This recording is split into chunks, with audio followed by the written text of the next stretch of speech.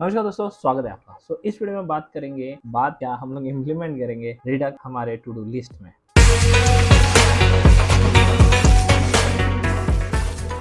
Basically हमें सबसे पहला क्वेश्चन ये है कि रिडक्स क्या है और वो क्यों करना है हमारे इधर। तो उसके लिए हमें हमारा ऐप का स्ट्रक्चर समझना पड़ेगा। तो सबसे पहले क्या है, देखो हमारा जो भी ऐप है, वेबसाइट है, वो एंड ऑफ द डे कुछ कंपोनेंट्स है। तो वो कंपोनेंट्स क्या है, तो सबसे पहले हमारे पास एक ऐप कंपोनेंट है। उसके बाद उस ऐप कंपोनेंट के अंदर हम लोग ने यूज किया है एक टू डू लिस्ट का कंपोनेंट। टू डू लिस्ट के कंपोनेंट में ही सारी चीजें हम लोगों ने डाली है, लिस्ट भी, उसके बाद चेक बॉक्स और वो फॉर्म भी। अगर आप इससे फेमिलियर नहीं हो तो मेरा ये पूरा प्लेलिस्ट है, जिसके इसमें हम लोगों ने स्टार्ट से लेके स्क्रैच से रिएक्ट चालू किया है and again to do list भी बनाया है। अगर आपको और जानना है तो आप मेरे प्रीवियस वीडियो देख सकते हैं।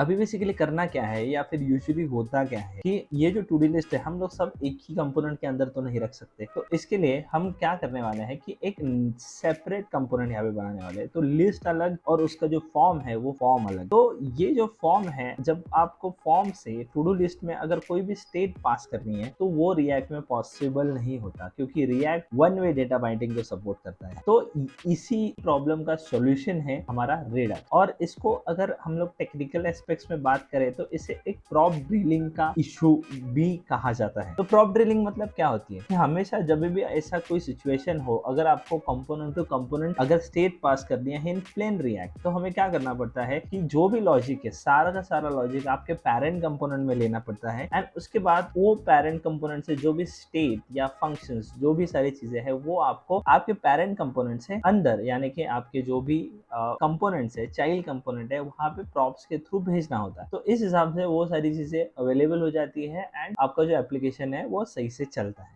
अभी हमारा जो एग्जिस्टिंग एप्लीकेशन है उसका सारा जो लॉजिक है, स्टेट, उसके जो भी यूज इफेक्ट्स में जो भी मैंने लिया है, ऐड टू डू और मार्क कंप्लीट, वो सारा मैंने यहाँ पे मेन कंपोनेंट में यानी कि ऐप कंपोनेंट में पास किया है। और ऑल्सो यहाँ पे मैंने क्रिएट का कंपोनेंट भी बनाया है, जिसके अंदर मैंने वो फॉर्म वगैरह दिया है और जो भी उसके लिए जो भी फंक्शंस रिलेटेड जितना भी स्टफ है वो सारा लॉजिक हम लोग app.js के थ्रू हम लोग लिस्ट और क्रिएट के कंपोनेंट को पास कर रहे हैं और जो हमारा एप्लीकेशन है वो एज इट इज चल रहा है। Let me show you the application. Okay, यहाँ पे यू कैन चेक, मैंने यहाँ पे रिलोड किया तो ये जो भी है लोकल स्टोरेज से आ रहा है। मैं यहाँ पे उसको ऐड भी करता हूँ तो ये ऐड भी हो जाता है। अभी हम लोग को ये जो सारी चीजें हैं वो रिडक्स में मूव करनी है। नाउ यहाँ पे हमें दो पैकेजेस यूज करने हैं। ये जो रिडक्स और रिडक्स टूलकिट और बेसिकली ये रिएक्ट रिडक्स का जो पैकेज है वो डिफरेंट नहीं है। रिडक्स टूलकिट जो नया आया है वो एक्चुअली रिडक्स के रैपर के साथ ही है, और ये जो रिएक्ट रिडक्स का जो पैकेज है वो आपका जो मेन रिएक्ट है, देखो रिडक्स स्टैंड अलोन काम करता है और जो रिडक्स है वो भी स्टैंड अलोन काम करता है। तो इन दोनों को ज्वाइन करने के लिए जो रिएक्ट रिडक्स का पैकेज हम लोग यूज करते हैं। पैकेजेस इंस्टॉल करने के लिए आपको सिंपली करना है npm इंस्टॉल, और ये जो रिडक्स जेएस है वो एक सब पैकेज है इसके लिए @redux.js/toolkit और react redux। तो मेरे पास ऑलरेडी यहाँ पे इंस्टॉल्ड है दोनों पैकेजेस, आप इंस्टॉल करिए। तो यहाँ पे देख सकते हैं पैकेजेस में मेरे पास ऑलरेडी इंस्टॉल है, तो मैं अब ये इंस्टॉल नहीं कर रहा हूँ।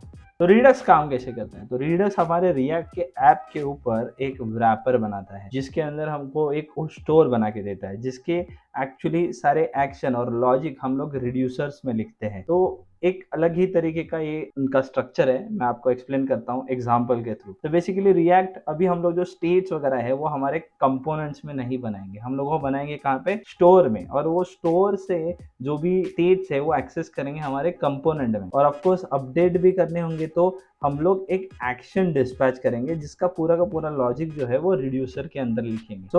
अगर एक प्रैक्टिकल एग्जांपल की मैं बात करूं तो एक नॉर्मल स्टोर में अगर हम लोग एक card counter add to card की बात करते हैं, तो सपोज करिए कार्ड काउंट जो है वो स्टेट एक्सेस करके आपको कार्ड दिखा रहा है, और जब भी आप ऐड टू कार्ड करते हो तो आप क्या करोगे, वो भी जो भी प्रोडक्ट डिटेल्स का जो भी आईडी और जो भी डिटेल्स है उसका वो रिड्यूसर में से आप स्टोर में अपडेट करोगे, और जैसे ही स्टोर अपडेट होता है जहां जहां पे भी आप कार्ड काउंट यूज कर रहे हो वहां पे वो अपडेट हो जाता है। तो चलिए अभी इसे प्रैक्टिकल में करके देखते हैं हमारे टू डू ऐप में। हमारे टू डू ऐप में जो हम लोगों ने स्टेट डिफाइन किया था, बहुत सारे जो यूज इफेक्ट और बहुत सारे जो भी चीजें लिखी थी ऐड टू डू और रिमूव के लिए, तो ये सारा अभी तो निकल सबसे जाएगा पहले हम यहाँ लोग से और हमारे हम लोग SRC इसको फोल्डर ऐड में करेंगे दो हमारे फोल्डर रिडक्स के बनाएंगे, अंदर। दो नहीं एक्चुअली एक ही फोल्डर बनाएंगे। तो उसका नाम होगा स्टोर्स, जिसके अंदर हम लोग सारा लॉजिक रखेंगे। तो स्टोर के अंदर मेन जो इंडेक्स फाइल होगी जिसमें हम लोग एक्चुअली स्टोर क्रिएट करेंगे, और अंदर और एक रिड्यूसर का फोल्डर बनाएंगे जिसके अंदर सारे के सारे हम लोग रिड्यूसर्स रखेंगे।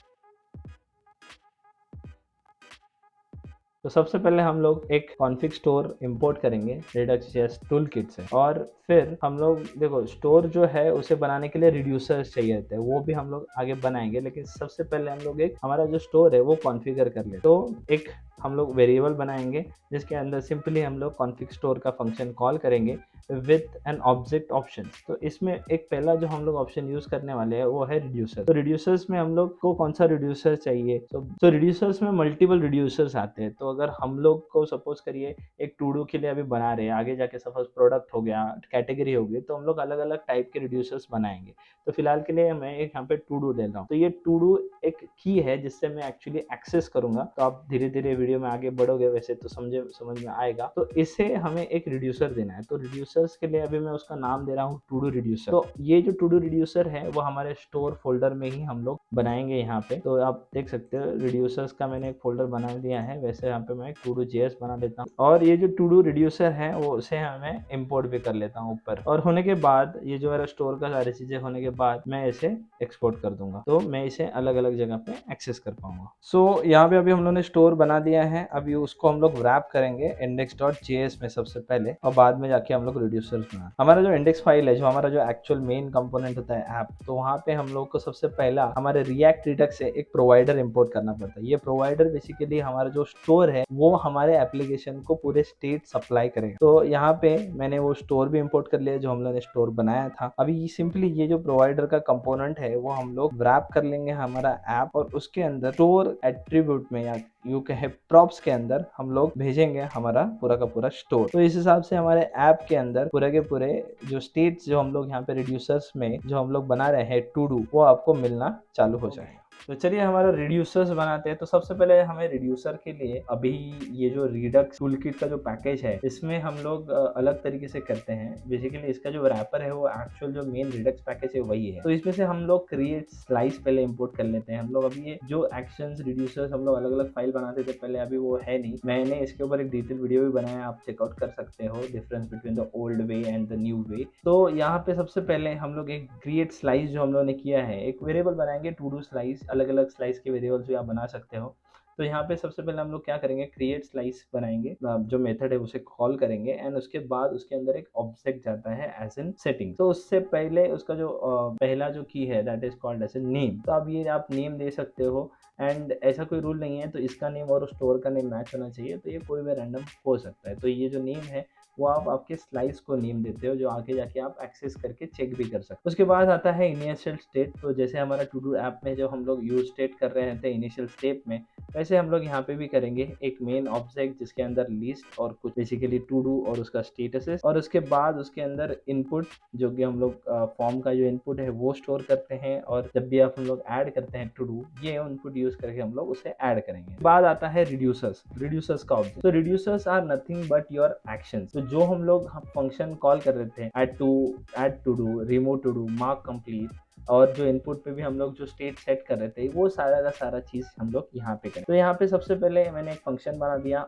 Add to do. तो बेसिकली इस ऑब्जेक्ट्स में हमेशा फंक्शंस ही होते हैं, और उस फंक्शन में जो पहला पैरामीटर होता है वो होता है state, and second parameter actually आपका एक ऑब्जेक्ट आता है जिसमें आप एक्शन और पेलोड ले सकते हो। तो ऐड टू डू के लिए मुझे कोई पेलोड की एज सच जरूरत नहीं है, बिकॉज जो मुझे इनपुट मिलना है वो यहाँ पे ही मिलेगा। तो मुझे जो स्टेट का जो लिस्ट का एरे है इसमें मैं एक ऑब्जेक्ट पुश करूंगा, एक एम्प्टी ऑब्जेक्ट, जिसके साथ मैं सिर्फ जो इनपुट है मेरा, जो वॉट एवर द इनपुट मैं अपडेट करूंगा वो यहाँ पे एज एन इनपुट में ले लूंगा, और उसका जो स्टेटस है वो बाय डिफॉल्ट फॉल्स ही होगा। तो इस हिसाब से जो लॉजिक हम लोग ने प्रीवियसली देखा था सेम लॉजिक हम लोग यहाँ पे ऐड कर रहे हैं। तो सेम, और इनपुट भी एम्प्टी कर दिया बेसिकली जब मेरा फॉर्म हो जाए। तो अब ये लॉजिक के ऊपर मैं ज़्यादा डिस्कशन नहीं करूंगा, बिकॉज ये लॉजिक इज द सेम जो हम लोगों ने ऑलरेडी प्रीवियस वीडियो में कवर अप किया हुआ है। तो मार्क कंप्लीट का भी सिंपली है। तो यहाँ पे आप चेकआउट कर सकते हैं कि मेरा जो पहला है इसलिए स्टेट, एंड सेकंड मैंने यहाँ पे ऑब्जेक्ट डिस्ट्रक्चरिंग यूज किया है, ताकि मुझे टाइप की तो जरूरत नहीं है, मुझे सिर्फ पेलोड चाहिए। इसके लिए मैंने डिस्ट्रक्चर करके I am just using a payload.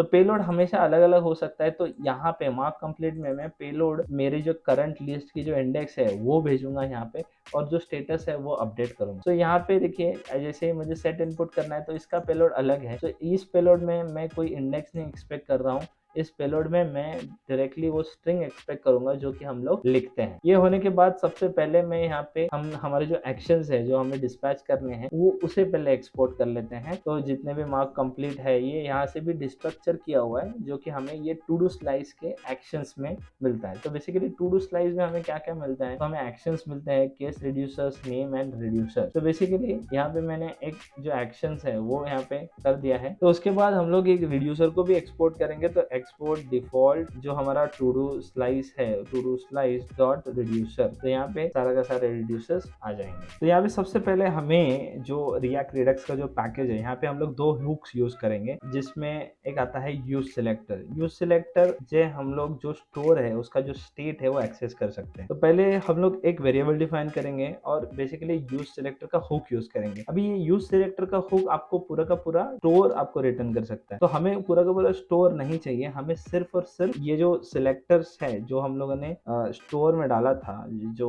Index में डाला है, ये जो टू डू है, ऐसे बहुत सारे अलग अलग रिड्यूसर्स हो सकते हैं। तो हमें सिर्फ टू डू चाहिए, तो जो हमें चाहिए वो हम लोग यहाँ से रिटर्न कराएंगे। तो मैं सिंपली यहाँ पे एक फंक्शन आता है, ये जो यूज सिलेक्टर है उसमें हम आपको एक फंक्शन लिखना है और आपको जितना भी स्टेट चाहिए स्टोर डॉट टू डू, या फिर आप ऐसे भी कर सकते हो कि एक ऑब्जेक्ट डाल के वहाँ पे जितना भी चाहिए वो लिख सकते हो। ठीक है, तो आपको जितना चाहिए यहाँ पे आप उतना ही रिटर्न करिए, तो ये टू डू स्टेट में यहाँ पे आ जाए। तो जहाँ पे मैंने टू डू स्टेट में ले लिया, अभी मुझे इस फॉर्म में, आई मीन क्रिएट के फॉर्म में, अगर मेरे स्टोर से अगर कुछ चाहिए तो सिर्फ और सिर्फ ये इनपुट चाहिए, ताकि हमें जो भी हम लोग लिखे वहां पे हम लोग एक्सेस कर सके। तो इसके लिए मैं यहाँ पे डिस्ट्रक्चर करके एक इनपुट ले लेता हूँ और यही इनपुट मैं हमारे नीचे इनपुट के अंदर ऐसे वैल्यू डाल दूंगा। तो यहाँ पे इनपुट डाल दिया है। अभी इस इनपुट को चेंज करने के लिए हम लोगों ने जो टू डू में सेट इनपुट का जो फंक्शन बनाया है उसे यूज करना है। तो सबसे पहले हम लोग क्या करेंगे, इसके लिए अभी देखो हमें जब भी स्टेट एक्सेस करनी है we have to use selector,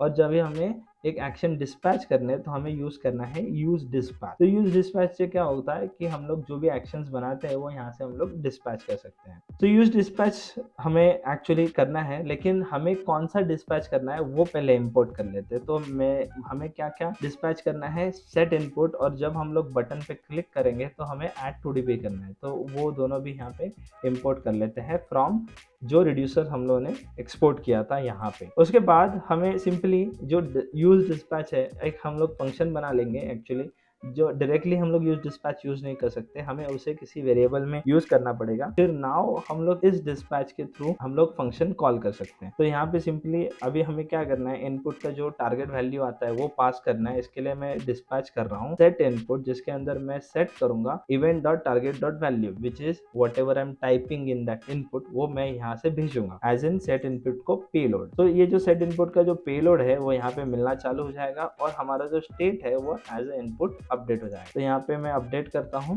और उसके बाद हमारा जो ऐड टू डू का है उसे भी डिस्पैच कर लेते हैं। जैसे कि आपको पता है कि ऐड टू डू में डिस्पैच करते time we are not expecting any kind of a payload. यहाँ पे आप चेक कर सकते हो ऐड टू डू पे मैंने स्टेट लिया हुआ है, पेलोड नहीं लिया। तो ये डिस्पैच मैं ऐड टू डू कर देता हूँ, यहाँ पे हमारा क्रिएट वाला फंक्शन चलना चालू हो जाएगा। तो ये जो सारे चेंजेस थे मैंने जो क्रिएट में किए, सेम मैंने लिस्ट में भी कर दिए हैं। यहाँ पे I am using use selector, use dispatch. Also यहाँ पे जो भी स्टेट जो मुझे चाहिए था उसमें से लिस्ट चाहिए था, उसे मैंने मैप भी कर लिया है। एंड जो मार्क कंप्लीट पे जो मुझे एक्शन डिस्पैच करना था, मुझे उसे इंडेक्स भेज के, ताकि वो करंट टू डू जो है वो मार्क हो जाए, तो यहाँ पे मैंने इंडेक्स भेज के हमारे रिड्यूसर के लॉजिक से वो भी कर दिया है। तो चलिए इसे टेस्ट करते हैं। तो यहाँ पे आप देख सकते हो application is running fine as it is, जैसे कि ऐड हो रहा है, कंप्लीट हो रहा है, सब सारी चीज़ें हो रही है। सो यहाँ पे एक पैकेज मैं आपको रिकमेंड करना चाहूँगा, वो है Redux dev tool. Redux dev tool में पहले तो मैं यहाँ पे रिलोड कर लेता हूँ, और रिलोड करने के बाद यहाँ पे चेक कर सकते हो कि देखिए हमारी जो स्टेट है एक्शंस में, तो यहाँ पे स्टेट हमारी जो इनिशियल स्टेट है वो यहाँ पे आगे है, इनपुट इज एम्प्टी। जब भी कुछ एक्शन डिस्पैच होता है रिडक्स डेव टूल का जो ऑपरेशन है वो रिकॉर्ड होता है, और एवरी टाइम जो भी डिस्पैच होता है वो यहाँ पे आपको कॉल किया हुआ दिखता है। और अब जब भी आप लेटेस्ट पे जाओगे आपको लेटेस्ट इनपुट या फिर लेटेस्ट स्टेट मिलेगा। अभी यहाँ पे मैं ऐड टू डू करता हूँ और ऐड टू डू पे देख सकते हो यहाँ तक हमारा जो था वो एक ही 2 ही ऑब्जेक्ट थे और इनपुट था। अभी यहाँ पे जैसे ही मैंने ऐड टू डू कर दिया, वो इनपुट ऐड हो गया और स्टेट अपडेट होने से कारण ये लूप भी हो गया। और डेफ़िनेटली ये देखो मार्क कंप्लीट भी कॉल हो रहा है यहाँ पे। मैं रीड बुक पे करता हूँ या फिर नए इस पे करता हूँ तो मार्क कंप्लीट भी यहाँ पे हो जाता है।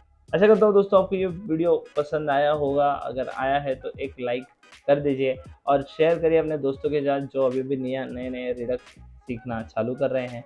अगर आपके कोई भी डाउट है तो कमेंट सेक्शन पे लिखिए और बेल आइकन प्रेस करिए। मैं मिलता हूँ आपको अगले वीडियो में, तब तक के लिए हैव अ नाइस डे।